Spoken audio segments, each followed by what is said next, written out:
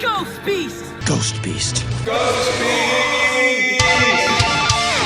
Hello and welcome to Ghost Beast! a horror podcast. I'm Todd, joined by my wife Becca.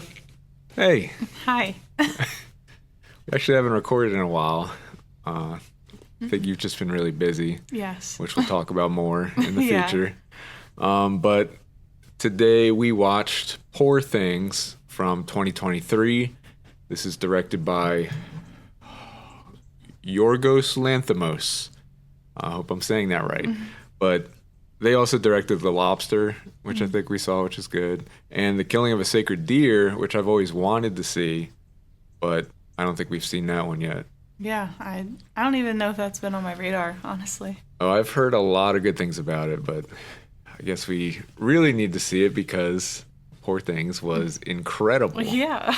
But I think the first thing that people listening might be thinking, though, is this is not a horror movie, which is the thing that I've been thinking about. I think it's 100% a horror movie. Yeah, I figured that because we've always been very loosey-goosey with genres, and I know there are people out there who get very upset about them. But I was wondering what genre this would be, because I went into it kind of thinking it would be more of like a horror movie.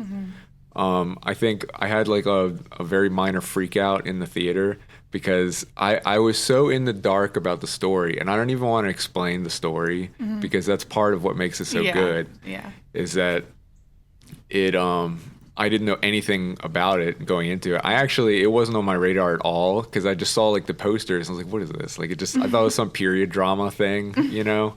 But I heard people talking about it saying like, no, it's really good.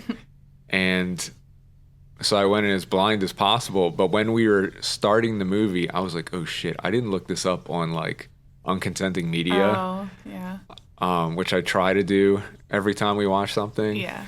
And I was like, oh shit, I think this might have the potential to be kind of bad. So I looked it up in the theater, and I think it made it sound worse than it was. Because you remember I showed you? Yeah. Oh, I was very confused. Yeah. I don't want to even say that because I would give away something about the story. But it made it sound like, oh, this might get like very dark. Yeah. And that built up in me like, oh, this is going to be like a wild ride, like a really hardcore like horror movie type thing.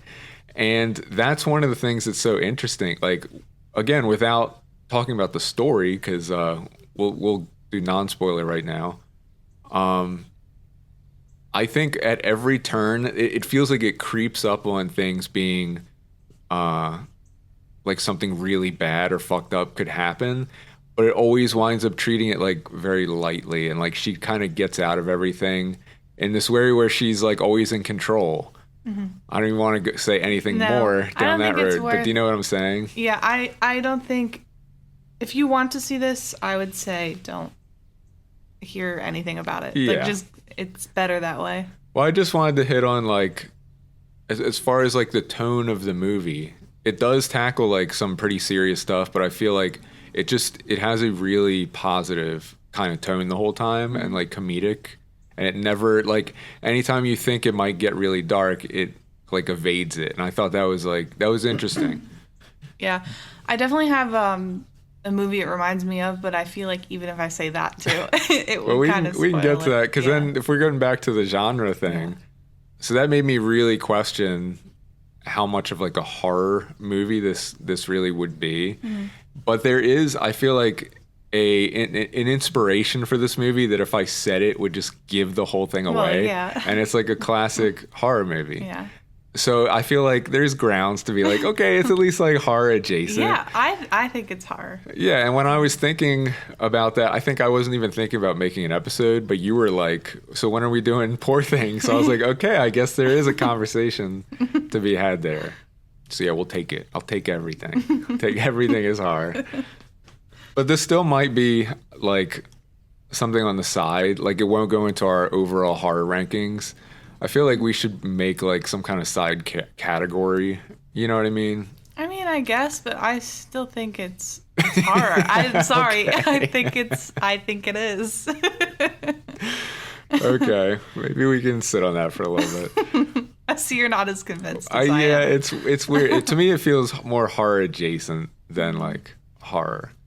You know what I mean? No. Okay. Well, then we might as well just get into the spoiler discussion then.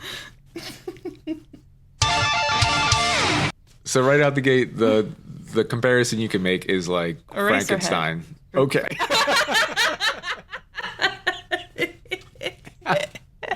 Okay. That's so dumb. I think I remember you saying that, and I was Yeah. like, oh, okay, yeah. But I mean, it's like that's the classic movie I thought of. It was like Frankenstein, Frankenstein too. because that's basically what it is. No, Frankenstein definitely. Yeah. Like, Because that is the whole setup, is that her character, it's almost like a Benjamin Button thing, where it's yeah. a lady who died and this scientist played by, what's his name? Green Goblin. Willem Dafoe. Fuck, see, I don't want to look anything up, but sure, Willem Dafoe. He was Green Goblin, right? Yeah, Okay. he was one of them. But yeah, with like insane prosthetic makeup. But he takes this. But also The Lighthouse. Yes. Like, Okay. really great. Sorry. Well, he's been doing a lot of He these does. really crazy roles. I love the fluidity of his acting, I guess. I don't know. Oh, the yeah. flexibility. Yes.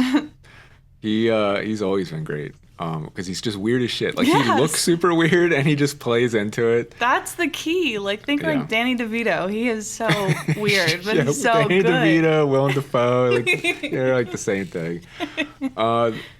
But yeah, he puts the unborn infant's brain into the dead mother Yeah, really and resurrects super it. gross. So it is Consensual.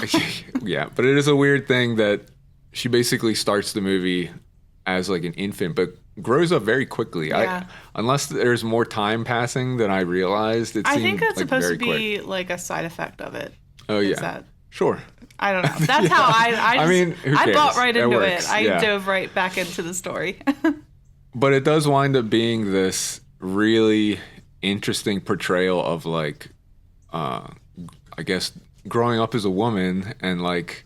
I know you would be able to Yeah. speak on this much better than I could, but Yeah, it does you're- seem like every step of the way, it's like a speed run of like all the horrible things that can happen in your life as a woman. that are- Well, yeah. I mean, right out the gate, you start to hit puberty, and it's the world gets weird yeah. very quickly. But I like how she is like weirdly matter of fact in this like Frankenstein way at every step. Like when the guy wants to marry her and she's like, yeah, well, I'm gonna go fuck a lot of people first and I'll come back and marry you. And it's just like, yeah, of course. Like, how are you gonna tie me down like that? You know what I mean? No, yeah, I do. And I mean, she gets to go and make a whole bunch of really bad mistakes But and it's- grow and learn from them. And it's like, that's life. I feel like Barbie in this movie kind of kiss yeah. a little. Sure. There's a message there that, you know, growing up as a young woman in this current world is a little strange. Yeah. This is like a new kind of genre, Yeah. like woman life. Yeah, it's pretty scary. Good for horror movies, huh? But even, I mean, it still resonated with me, you know? Yeah. Like it's not. It has an overall message. Yes. And this is what I was kind of alluding to, that there are a lot of horrible things that start to get built up with like abusive spouses and kind of being forced into sex work. Yep. But instead of going completely dark, it finds like humor in it and it still uses it to give her the strength and the ability to like make these decisions and make these mistakes herself and just Yeah. learn from them and keep going. And so I think overall it felt very positive. Yeah, I agree. And actually something it reminds me of is with Get Out. Like one of the things I really liked about that movie is that at the end, there's a way it can go that's like really dark. And I think most people in that moment, like without spoiling the ending of that, you know what I mean? Yeah. There's like something happening where you're like, oh, fuck. Like right when you think everything's going to be good.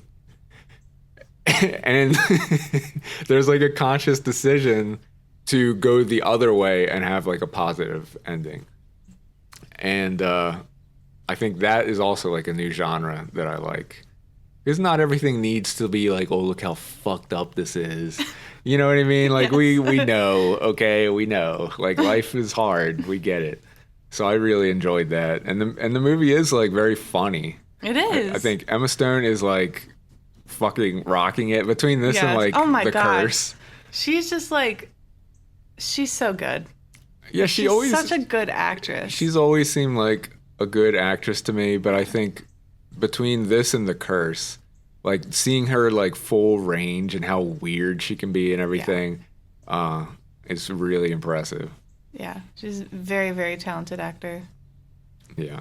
And Mark Ruffalo too, like Yeah. who would know he could be this funny? Like Yeah, he really did this role. That was really funny to see. Yeah.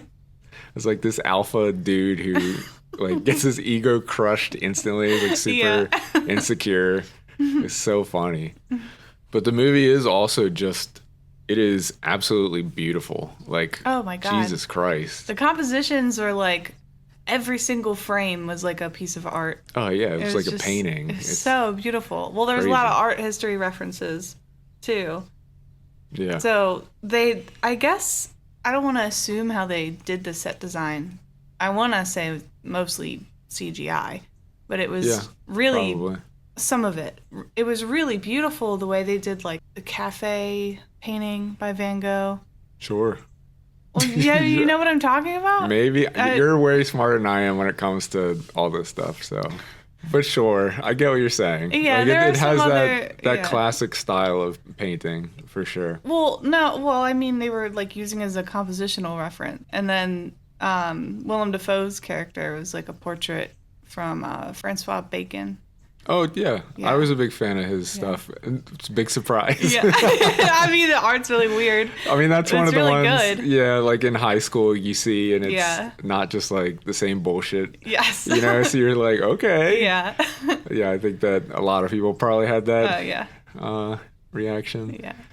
But that experience. Mm-hmm.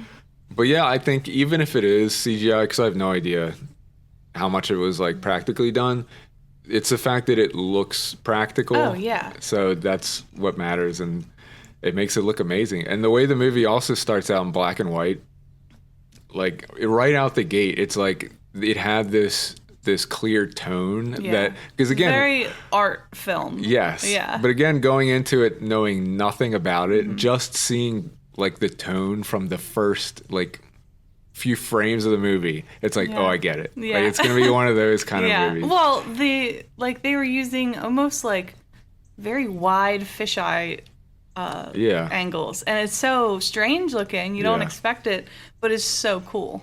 I guess it's kind of meant to portray, you know, her infant mind, you Yeah. know, like maybe that's how she sees the world.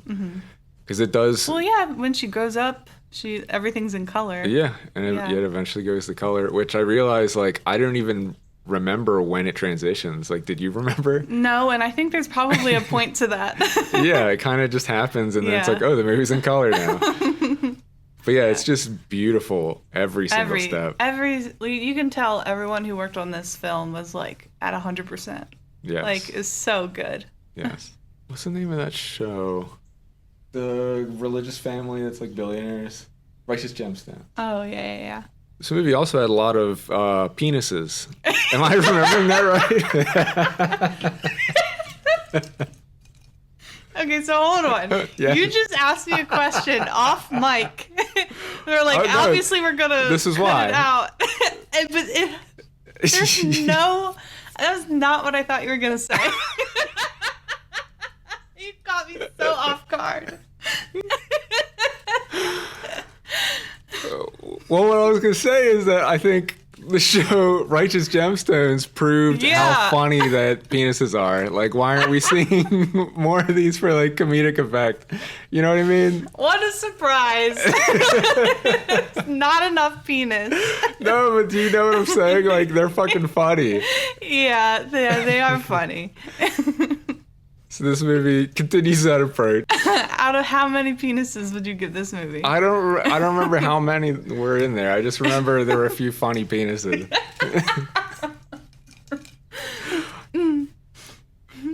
But was a great movie. Yeah, it was. I mean, it's like absolutely. I saw it was nominated for a lot of awards. What is that? What's the award? I don't know. What? I'm not sure. I think it was nominated for like a bunch of Oscars. If that's the name of the award show happening now, I can't really differentiate. I don't know. But I'm not sure how much all that matters now No. anymore either. But it was recognized and nominated for a lot of stuff, and it's like, okay. It's well deserving, of Yeah. course. But it's so weird though that I guess even though to me it seems so universally like an amazing movie, it does make me wonder like, is everyone having that experience I with don't this? know. I'd love to look through Letterboxd reviews. Yeah. I think I might do that. I think it is very highly reviewed because like I said, I heard a lot of different people on like podcasts I listened to talking about it, like saying how incredible it was, and that's why I was like, okay, I guess I should see it. And it's like, yeah, it came out of nowhere and it's incredible. Yeah, it's it was- really, really good. It was really good. I have to say, when we first went, you told me we were going to go see Poor Things. I was like, okay. See, that's what I'm saying. Okay, I guess. I don't know, and it's so hard to market it because It you can't is. really give away the story.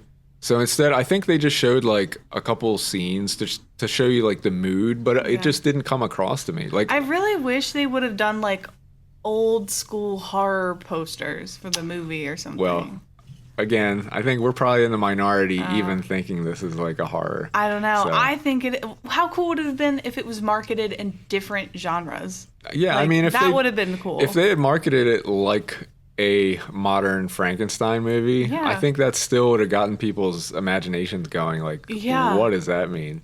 I think that probably would have been very effective. But again, I don't I even don't know. know. Like, maybe I'm the only one seeing the reference. Maybe it's 'cause better you to have said an Eraserhead. obscure. Yeah, but maybe it's better for it to be obscure because, like, I don't know. Yeah, Yeah. but very cool surprise. Yeah. I guess if there's anything else you wanted to say, No. okay. I don't feel like think so. that's the end of every episode. Well, because No. I feel like 20 minutes later, I'm like, oh, well, yeah, I could have talked about that. Yeah, And I that's not think- going to come to me right now. That's fine. We covered enough.